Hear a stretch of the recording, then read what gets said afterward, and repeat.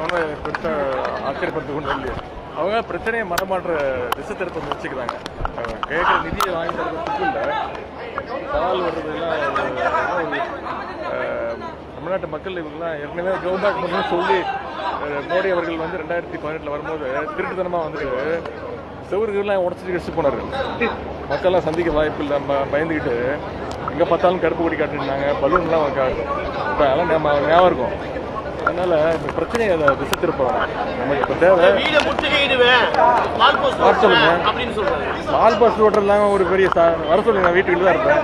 இன்னைக்கு நிகழ்ச்சி இருக்கு, சாயங்காலம் இளைஞர் நிகழ்ச்சி இருக்கு.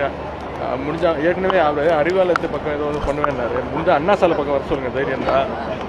இல்லை, அதான் திருப்பி நான் சொல்கிறேன். இது வந்து பிரச்சனையை வந்து இது வந்து எங்களை உதயநிதிக்கும் பாஜக தலைவர் அவர் நான் பேர் கூட பெருசாக சொல்கிறது கிடையாது, தவிர்த்து விடுவேன். இது அந்த பிரச்சனை கிடையாது. தமிழ்நாட்டுடைய நிதி உரிமையை கேட்டு வாங்கணும். அதற்கு ஏதாவது முடிஞ்சா ஏதாவது உபயோகமாக பண்ண முடிஞ்சா அதை பண்ண சொல்லுங்கள் சார். பலர் தனியார் பள்ளிகளை வந்து நடத்துகிறாங்க, குறிப்பாக வந்து விஜய் போன்றவர்களும் குறிப்பாக திருமாவளவன் போன்றவர்களும் பலர் தனியார் பள்ளியெல்லாம் சட்ட விரோதமாக நடத்திட்டு இருக்காங்க. ஒன்றிய அரசு கிட்ட அனுமதி வாங்கி அதெல்லாம் நடத்திட்டு இருக்காங்க. அதையும் இதையும் கம்பேர் பண்ணாதீங்க. தனியார் பள்ளிகளில் வந்து காலைல இலவச உணவு கொடுக்குறாங்களா? இல்லை. தனியார் பள்ளியில் வந்து யூனிஃபார்ம் ஃப்ரீயாக கொடுக்குறாங்களா? இல்லை. அது தயவு செய்து அதோட இதை கம்பேர் பண்ணாது. அங்கே இந்தி எடுக்கிறதுனால நிறைய பேர் வந்து இந்திய எஜுகேஷன் வந்து நான் ஒரு முக்கியமான கேள்வி கேட்க போறீங்கன்னு நினைச்சேன். இந்த ஸ்போர்ட்ஸ் மேன்லாம் போய் வாரணாசியில் வந்து இந்த ட்ரெயின் இன்சிடென்ட்னால எங்களுக்கு பாதிக்கப்பட்டிருக்காங்க. இன்னைக்கு காலையில் ஒரு அதிகாலையில் ஒரு 6 மணிக்கு தான் அந்த நியூஸ் வந்துச்சு. இந்த உத்தரப்பிரதேச மாநிலத்தில் வந்து மாற்றுத்திறனாளிகளுக்கான இந்த சிறப்பு கிரிக்கெட் போட்டி நடந்து கொண்டிருக்கிறது.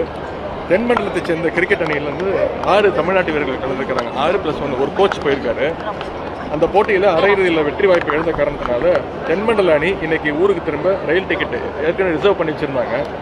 ஆனால் அந்த உத்தரப்பிரதேசத்தில் கும்பமேளா நடக்குது, எவ்வளோ கூத்தெல்லாம் நடக்குதுன்னு நீங்களே பார்த்துருப்பீங்க. ரொம்ப அதிகமான ஜனத்தொகையோடு அங்கே பயங்கர கிராம்டாக நடந்துகிட்டு இருக்கு, ஒரு ரெகுலாரிட்டி இல்லாமல். இதற்கு முழு காரணம் அங்கே இருக்கக்கூடிய அந்த பாஜக அரசு, ஒன்றிய அரசு சுத்தமாக க்ரௌட் மேனேஜ்மெண்ட்னா என்னன்னு தெரியாமல் மக்களை வந்து அலக்கழிச்சிருக்கிறாங்க. எத்தனை இறப்பு நடந்திருக்கு அப்படின்னு, எத்தனை படுகாயம் நடந்திருக்கு, எந்த விதமான ஒரு செய்தியும் அஃபிஷியல் செய்தியும் கிடையாது. நீங்களே நிறைய வீடியோக்கள் பார்த்துருப்பீங்க, பகிர்ந்துருப்பீங்க.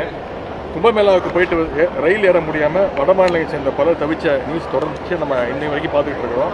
இவ்வளவு பெரிய கூட்டம் வரும்போது அதற்குரிய நடவடிக்கையை, சரியான நடவடிக்கையை அந்த மாநில அரசும் எடுக்கவில்லை, ஒன்றிய பாஜக அரசும் எடுக்கவில்லை.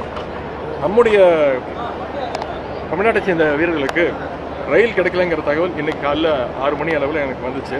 உடனே நம்முடைய SDAT அதிகாரிகள் அவங்களோட தொடர்பு கொண்டு தமிழ்நாட்டுக்கு விமானம் மூலம் அழைச்சிட்டு வரதுக்கான முழு உத்தரவையும் நம்முடைய முதலமைச்சர் அவர்கள் என்கிட்ட சொல்லி அதை வந்து எடுத்திருக்கிறோம். SDAT மூலமாக உடனடியாக அவங்களுக்கு விமான டிக்கெட், ஃப்ளைட் டிக்கெட்டுகள் போட்டு கொடுத்தாச்சு. அவங்களுக்கு உணவுக்கு தேவையான பணத்தையும் இங்கேருந்து அவங்களுக்கு ட்ரான்ஸ்ஃபர் பண்ணியிருக்கோம். அதன்படி செலவுக்கு 15 ரூபாயும் இன்னைக்கு மதியமே அவங்க வந்து இங்கே 12:30 மணிக்கு வாரணாசியிலேருந்து ஃப்ளைட் ஏறி அரௌண்ட் ஒரு 4:30 மணிக்கு பெங்களூர் வந்துடுவாங்க.